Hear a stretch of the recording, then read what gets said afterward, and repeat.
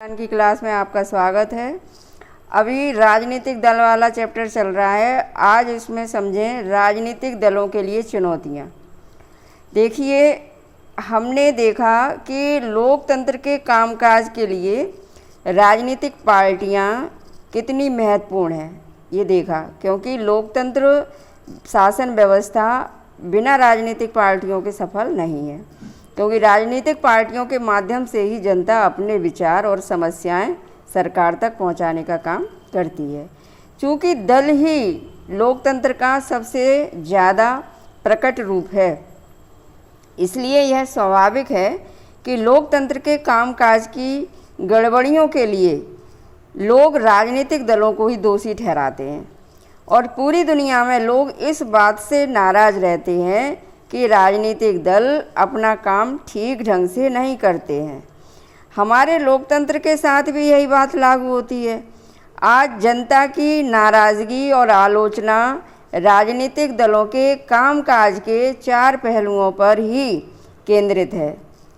लोकतंत्र का प्रभावी उपकरण बने रहने के लिए राजनीतिक दलों को इन चुनौतियों का सामना करना चाहिए। यानी यदि लोकतंत्र में आप प्रभावशाली रहना चाहते हैं तो ये चुनौतियां दलों को स्वीकार करनी पड़ेंगी और इन पर जीत हासिल करनी पड़ेगी। पहली चुनौती है पार्टी के भीतर आंतरिक लोकतंत्र का न होना। यानी जो पार्टी है, राजनीतिक दल है, उसके अंदर आंतरिक लोकतंत्र नहीं होना चाहिए। सारी दुनिया में यह प्रवृत्ति बन गई है कि सारी ताकत कुछ एक नेताओं के हाथ में सिमट जाती है। तो पार्टियों के पास ना तो सदस्यों की खुली सूची होती है और ना नियमित रूप से संगठनिक बैठकें होती हैं। इनके आंतरिक चुनाव भी नहीं होते। कार्यकर्ताओं से वे सूचनाओं का साझा भी नहीं करते। तो इस तरह से मनमानी जैसी स्थिति हो जाती है दल में। सामान्य कार्यकर्ता अनजान ही रहता है कि क्या हो रहा है दल में, राजनीतिक दल में, कि पार्टी के अंदर क्या चल रहा है। उसके पास ना तो नेताओं से जुड़कर फैसलों को प्रभावित करने वाली ताकत होती है और ना ही कोई माध्यम। परिणाम स्वरूप पार्टी के नाम पर सारे फैसले लेने का अधिकार उस पार्टी के नेता के हाथ में चला जाता है। चूँकि कुछ एक नेताओं के पास ही असली ताकत होती है, इसलिए जो उनके असहमत होते हैं, यानी उनसे जो नाराज़ जैसे होते हैं, उनसे उनके विचार नहीं मिलते हैं, उनका पार्टी में टिके रह पाना मुश्किल सा दिखाई देता है। अब देखिए, एक उदाहरण देख लें यहाँ पे। बुर्लुस्कोनी इटली के प्रधानमंत्री थे। बुर्लुस्कोनी, ये उनका चित्र है और वह इटली के बड़े व्यवसायियों में से एक हैं। वे 1993 में गठित फोर्जा इतालिया के नेता हैं और उनकी कंपनी कई टीवी चैनल, सबसे महत्वपूर्ण प्रकाशन गृह, एक फुटबॉल क्लब और बैंक की मालिक हैं। और यह कार्टून पिछले चुनाव के समय का है। ये कार्टून है।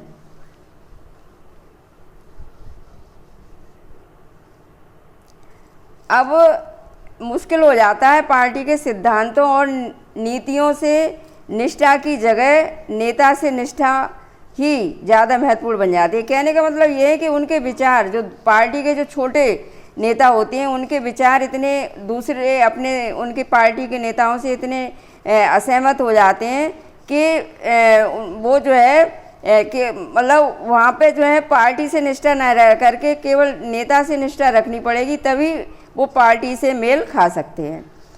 तो दूसरी चुनौती पहली चुनौती से ही जुड़ी है। यह है वंशवाद की चुनौती। यानी पार्टी में, कुछ पार्टियों में वंशवाद भी देखने को मिलता है। यानी जो महत्वपूर्ण पद होते हैं पार्टी में, वो उस वंश के ही लोगों को मिलते हैं। क्योंकि अधिकांश दल अपना कामकाज पारदर्शी तरीके से नहीं करते, इसलिए सामान्य कार्यकर्ता के नेता बनने और ऊपर आने की गुंजाइश काफ़ी कम हो जाती है। यानी सामान्य जो कार्यकर्ता है वो आगे नहीं बढ़ पाता उस पार्टी में। जो लोग नेता होते हैं वे अनुचित लाभ लेते हुए अपनी नज़दीकी लोगों और यहाँ तक कि अपने ही परिवार के लोगों को आगे बढ़ाते हैं। यानी जो बड़े नेता होते हैं वो या तो अपनी नज़दीकी लोगों को आगे बढ़ाते हैं या अपने परिवार के लोगों को। और अनेक दलों में शीर्ष पद पर हमेशा एक ही परिवार के लोग आते हैं, यानी किसी भी दल में जो शीर्ष पर होते हैं नेता, या तो उनके परिवार के लोग होते हैं या उनके खास लोग। अब यह दल के अन्य सदस्यों के साथ अन्याय हो जाता है, और यह बात लोकतंत्र के लिए भी अच्छी नहीं है, क्योंकि इससे अनुभवहीन, यानी आपके परिवार का है तो वो उच्च पद पर हो गया आपके दल में, लेकिन उसके पास अनुभव नहीं है, तो अनुभवहीनता और बिना जनाधार वाले लोग ताकत वाले पदों पर पहुंच जाते हैं।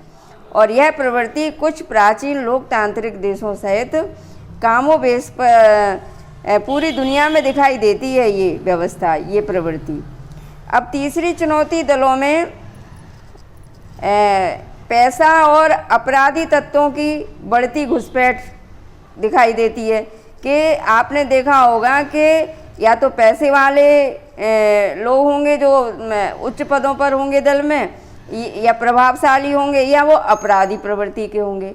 क्योंकि पार्टियों की सारी चिंता चुनाव जीतने की होती है, अतः इसके लिए कोई भी जायज़ और नाजायज़ तरीका अपनाने से वो परहेज नहीं करती पार्टी, और इसीलिए वो अपराधी तत्वों वाले और पैसे वाले लोगों को मतलब अपने नज़दीकी उसमें रखती है, और वे ऐसे ही उम्मीदवार उतारती हैं जिनके पास काफ़ी पैसा हो या जो पैसे जुटा सकें। किसी पार्टी को ज़्यादा धन देने वाली कंपनियां और अमीर लोग उस पार्टी की नीतियों और फैसलों को भी प्रभावित करते हैं। फिर उनके हिसाब से जो पैसे वाले लोग होते हैं उनके हिसाब से पार्टियां मतलब अपनी नीतियां बनाती हैं। कई बार पार्टियां चुनाव जीत सकने वाले अपराधियों का समर्थन करती हैं या उनकी मदद लेती हैं, क्योंकि वो चुनाव जिताने में मदद करते हैं। दुनिया भर में लोकतंत्र के समर्थक लोकतांत्रिक राजनीति में अमीर लोग और बड़ी कंपनियों की बढ़ती भूमिका को लेकर चिंतित हैं, लेकिन आम जनता की कोई नहीं सुनता या छुटभैया नेताओं की कोई नहीं सुनता। चौथी चुनौती पार्टियों के बीच विकल्पहीनता की स्थिति है, यानी कोई विकल्प नहीं है। सार्थक विकल्प का मतलब होता है कि विभिन्न पार्टियों की नीतियों और कार्यक्रमों में महत्वपूर्ण अंतर हो, तो ये नहीं है, अंतर नहीं है, क्योंकि उद्देश्य लगभग एक से होते हैं तो नीतियाँ भी एक जैसी हो जाती हैं। हाल के वर्षों में दलों के बीच वैचारिक अंतर कम होता गया है, और यह प्रवृत्ति दुनिया भर में दिखाई देती है। जैसे ब्रिटेन को लेकर ब्रिटेन की लेबर पार्टी और कंजर्वेटिव पार्टी के बीच अब बड़ा कम अंतर रह गया है, यानी एक जैसी उनकी नीतियां हैं, और दोनों दल बुनियादी मसलों पर सहमत हैं, और उनके बीच अंतर बस ब्यौरों का रह गया है, यानी ब्यौरा कि नीतियां कैसे बनाई जाएं और उन्हें कैसे लागू किया जाए। अपने देश में भी सभी बड़ी पार्टियों के बीच आर्थिक मसलों पर बड़ा कम अंतर रह गया है। जो लोग इससे अलग नीतियां चाहते हैं उनके लिए कोई विकल्प उपलब्ध नहीं है। कई बार लोगों के पास एकदम नया नेता चुनने का विकल्प भी नहीं होता है, क्योंकि वही थोड़े से नेता हर दल में आते जाते रहते हैं, यानी कभी इस दल में और कभी उस दल में। क्या इसका मतलब यह है कि लोकतंत्र में लोग सिर्फ पैसे बनाने के लिए चुनाव लड़ते हैं? पर क्या यह सही नहीं कि बहुत से राजनेता जनता की भलाई के लिए भी प्रतिबद्ध हैं? आप तो पहले से ही धन कुबेर हैं, फिर चुनाव क्यों लड़ना चाहते हैं? ये सोचने की बातें हैं बच्चों। आज की क्लास में आप ये और समझें, क्या आप इसे हिस्से में यानी ये कार्टून जो दिया है, दिए कार्टूनों को दर्शाई गई चुनौतियों की पहचान कर सकते हैं? राजनीति में धन तथा बल के दुरुपयोग को रोकने के क्या तरीके हो सकते हैं? बच्चों, आज की क्लास यहीं समाप्त होती है। धन्यवाद।